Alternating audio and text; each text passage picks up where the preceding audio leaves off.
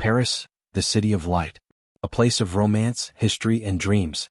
But beneath the glittering Eiffel Tower and charming cafes, Paris has a dark side, one that lurks in the shadows, where the night hides secrets too terrifying to imagine. On the evening of September 21, 2024, a young woman walked into the Bois de Boulogne park. She would never walk out alive. Philippine Le Noir de Carlan was just 19 years old, a promising student, a daughter, a friend. She had dreams that should have taken her far in life. But somewhere, lurking in the darkness, someone was waiting. A man who should have never been there. A predator released from prison far too soon. A system that let him slip through its fingers. And a single horrifying night that would change everything. The Bois de Boulogne is one of Paris's most beautiful parks, in the daylight. But when night falls, it becomes something else entirely. A place where shadows move, where voices whisper, and where people vanish. That night, Philippine walked into the park, unaware of the danger ahead. But what led her there? Who was the last person to see her alive? And how did a known criminal, convicted of rape, end up roaming free on the streets of Paris? But this isn't just a story about a senseless crime. It's about failure. A failure so great, so unforgivable, that it left an innocent girl dead. Was Philippine simply in the wrong place at the wrong time? Or was her fate sealed long before that night? This is the story of a murder that should have never happened. But to understand this case, we have to go back to the beginning. To the lives of two people. One innocent, one a predator. To the choices that led them both to the Bois de Boulogne that night. And to the dark truth hidden beneath the surface of one of France's most shocking crimes. Let's begin. Before the headlines, before the tragedy, before that final fateful night, there was just a girl. A daughter. A dreamer. A life full of promise stolen too soon. Philippine Le Noir de Carlan was not just another statistic. She was someone's child. Someone's friend. A young woman with a future so bright, no one could have imagined the darkness that awaited her. Born into a well-respected French family, Philippine grew up in an environment that valued education, ambition, and kindness. Her parents, both accomplished professionals, wanted the best for their daughter. But beyond the academic expectations, beyond the pressures of an elite upbringing, Philippine was just like any other young woman. She was brilliant, focused, determined. From an early age, Philippine stood out, not just for her intelligence but for the way she saw the world. She wasn't the kind of person who simply followed the path set before her. She wanted to make a difference. Outside the classroom, Philippine was known for her warmth and infectious energy. Her friends describe her as kind-hearted, ambitious, always ready to help others. But she was more than just a brilliant student. She had dreams that extended far beyond the walls of academia. At Paris Dauphine University, she was studying economics and finance. A future in business? Maybe. But those who knew her best say she wasn't just chasing success. She wanted to understand the world, to change it. Yet, despite her drive and determination, Philippine was also just a 19-year-old girl, with hopes, with laughter, with love. Like any young woman, Philippine had relationships, friendships, and moments of love and heartbreak. But was she involved with someone at the time of her death? Did she have a boyfriend, someone who might have known something? Someone who might have seen the warning signs? Her social media tells a story, not just of a brilliant mind but of a young woman enjoying life. Smiling at dinner parties, walking through the streets of Paris, watching sunsets by the Seine. To an outsider, everything seemed perfect. But was it? Paris is beautiful, but it is also unpredictable. And for young women walking alone at night, it can be dangerous. Had Philippine ever felt unsafe? Had she ever sensed the darkness creeping in from the edges of her perfect world? A few weeks before her death, she had told a close friend that she sometimes felt uneasy walking home alone. But she brushed it off. After all, she wasn't the kind of person to live in fear. The city was her home. What could possibly happen? But something was shifting. In the weeks leading up to that night, reports of unsettling encounters in Bois de Boulogne had begun circulating. Women had spoken about strange men following them, about a sense of being watched. But no one could have known that one of these encounters would soon turn deadly. In the final messages she sent to her friends, nothing seemed amiss. No cries for help. No signs of fear. Just another ordinary evening. But sometimes the greatest dangers hide in the ordinary. That night, she had no idea what was waiting for her. No idea that a predator was already lurking in the darkness. She walked into the Bois de Boulogne park, and was never seen alive again. And the man responsible? He should have never been there in the first place. Monsters are not always born. Sometimes, they are made. To understand how Taha became the man who should have never been there that night, we must go back. Back to the beginning. To a boy born into a world that would one day unleash him upon the innocent. Born in Casablanca, Morocco in 1999, Taha was raised in a family of contradictions. Some describe his childhood as difficult, filled with anger, with violence. Others say he was simply a quiet boy, one who learned to survive in an environment that offered little warmth. At the age of 14 he moved to France with his family, a new country, a fresh start. But sometimes a change of scenery doesn't change what's already inside someone. The first signs were there. Small acts of defiance. A growing taste for control. Friends from his teenage years later described him as manipulative, someone who could be charming one moment and cruel the next. But no one knew then just how far he would go. The first time Taha appeared in police records, it wasn't for murder. It was for something else.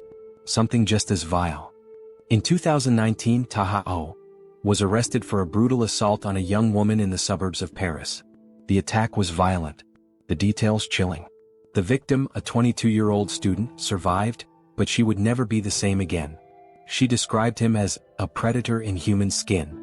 He stalked her, waited until she was alone, and then, without warning, he attacked. But here's the part that still haunts the people of France. He was caught. He was sentenced. And yet he was set free. In 2021 he was convicted and sentenced to 7 years in prison. 7 years that should have kept him away from the world. 7 years that should have kept him from ever meeting Philippine Le Noir de Carlan. But he only served 3. In June 2024 Taha walked out of prison a free man. But there was one condition. He was to be deported back to Morocco. That was the plan. That was the law. But laws mean nothing when the system fails to enforce them. Due to bureaucratic loopholes and paperwork delays, his deportation never happened. French authorities lost track of him. And within weeks of his release, he had vanished. Until that night. What does a man like Taha do when he is set free? When he has no home, no job, no future? When he knows he is supposed to be deported but is instead invisible? He disappears into the underworld. Into the shadows of Paris. After his release, Taha was seen in homeless encampments, abandoned buildings, and shady underground circles. Some say he was dealing in petty crime. Others claim he was looking for his next victim. 3 days before Philippine's murder, a woman reported being followed in the Bois de Boulogne. She told police she felt something was off, that a man was watching her. But nothing was done. And then, the night came. September 21, 2024. The night he should never have been there. The night that should have never happened. But it did. Could she have been saved? The clock was ticking. But she didn't know it. September 21, 2024. A Friday night in Paris. The air was crisp, the streets alive with movement. Somewhere, friends were laughing over dinner. Tourists admired the city's glow. And in the distance, the Bois de Boulogne stood, silent, waiting. It would be the last place Philippine Le Noir de Carlan was ever seen alive. Philippine was on her way home. Or at least that's what she thought. She had been out earlier, possibly meeting friends, possibly enjoying the city. But then, for reasons we may never fully understand, she entered the Bois de Boulogne. The park is beautiful by day, lush greenery, winding paths. But by night, it changes. Dark. Isolated. A place where voices carry but help does not come. She wasn't alone. CCTV footage later placed her near one of the park's entrances. A figure followed behind. A shadow lingering just outside the light. That shadow was Taha. Did she sense it? The feeling of being watched? The weight of someone's gaze in the darkness?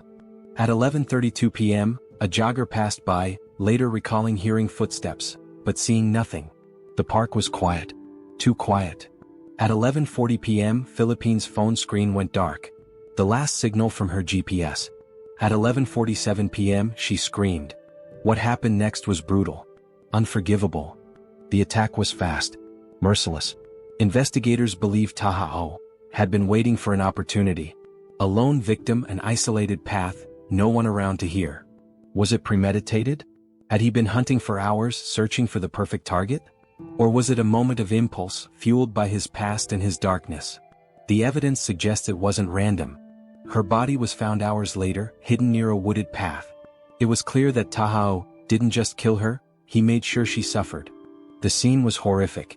A crime that shook even the most seasoned detectives. But one question remained: where was the killer? The hunt was on. The first suspects? The usual ones, those who knew her. Friends, classmates, even a former boyfriend. But the evidence told a different story.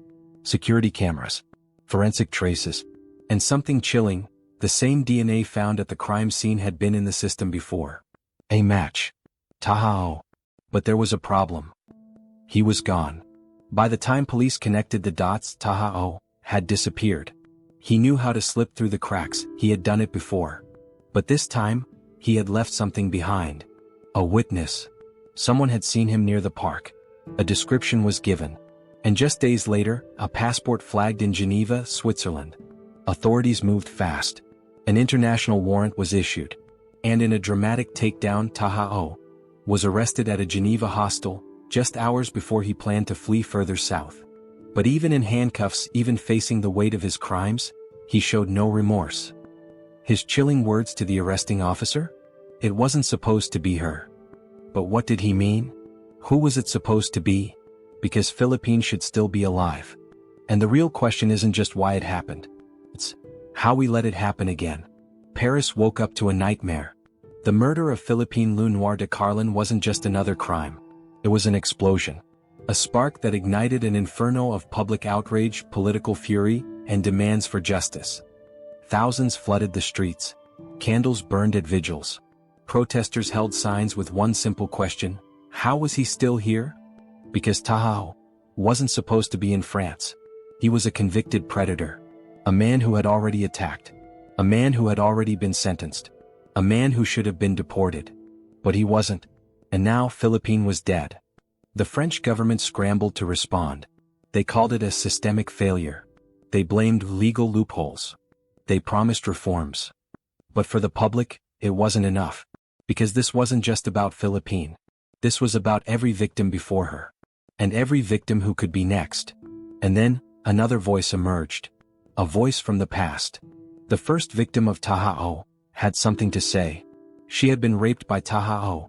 In 2019, she had testified. She had fought for justice. And she had watched in horror as he walked free after serving just a fraction of his sentence. Her words were chilling. If they had kept him behind bars, Philippine would still be alive. And then, the conspiracy theories began. The case should have been open and shut. A violent offender. A clear failure of the system. A tragic victim. But behind closed doors, things weren't that simple. Because someone, somewhere, had allowed this to happen. Journalists began digging. What they found was disturbing. Tahao wasn't just a repeat offender. He had connections. A network. People who knew what he was. People who had let him slip through the cracks. His deportation? Delayed. His tracking by authorities? Conveniently lost. His release? Pushed through without proper oversight. And when reporters asked why, the answers were vague. The records? Incomplete. The responsibility? Passed around like a virus. Some said he was protected. By whom? And why? Others whispered corruption. A system too tangled in its own red tape to do the right thing. But the facts remained: Tahao should not have been in France. And now an innocent woman was dead. Experts weighed in. They exposed the cracks in the deportation system, the endless legal appeals, the loopholes that let criminals slip through. And they warned, this wasn't the first case. And it wouldn't be the last. But for Philippine's family, the politics didn't matter. Because they had lost their daughter. She was their only child. Their bright, beautiful, ambitious daughter. A young woman who had her entire future ahead of her. And now, she was gone. Philippine's parents didn't want an apology. They didn't want sympathy. They wanted answers. They wanted accountability. They wanted justice. In interviews, they spoke through tears. They spoke of her childhood, her dreams, the life she was supposed to live. And they spoke of their anger. Because their daughter wasn't supposed to be a headline. She wasn't supposed to be a statistic. She wasn't supposed to be a lesson learned too late. Her friends struggled to accept reality. They left messages on her social media, words that would never be read. One of her closest friends wrote, "You were supposed to be here for my wedding. You were supposed to grow old with us. We'll never stop fighting for you." Because justice wasn't just about Tahao. It was about fixing the system before another family had to bury their daughter. But in the end, was justice really served? And the bigger question, could it happen again? Because the scariest thing about Philippines' case is that it wasn't unique. And right now, somewhere, another dangerous man is walking free. How many more? After months of investigation, political outcry, and emotional court hearings, the verdict finally arrived. Tahao was found guilty. But the real question is, did the punishment fit the crime? The prosecution sought the harshest penalty possible. But in the end, he was sentenced to life imprisonment. For some, it was justice. For others, it wasn't enough. Because Philippine was gone. And no sentence, no punishment could ever bring her back. But was this enough to ensure it never happened again? Or was this just another temporary fix in a system built to fail? This wasn't just about one crime. It was about how it happened in the first place. How could a convicted predator, a known danger to society, walk freely through the streets of Paris? How did a failed deportation, a broken legal process, and a lack of accountability lead to the murder of a young woman who should have been safe? After the case, lawmakers promised reforms. New policies were proposed. Deportation laws were scrutinized. But here's the truth, how many times have we heard these same promises before? Because change only happens after the tragedy. After the headlines fade. After the outrage settles. And then, we wait. For the next victim. So the question remains, has anything really changed? What do you think? Did the justice system do enough? Should Tahao have faced harsher punishment? Or was the real failure in allowing this to happen in the first place? Could Philippines' murder have been prevented?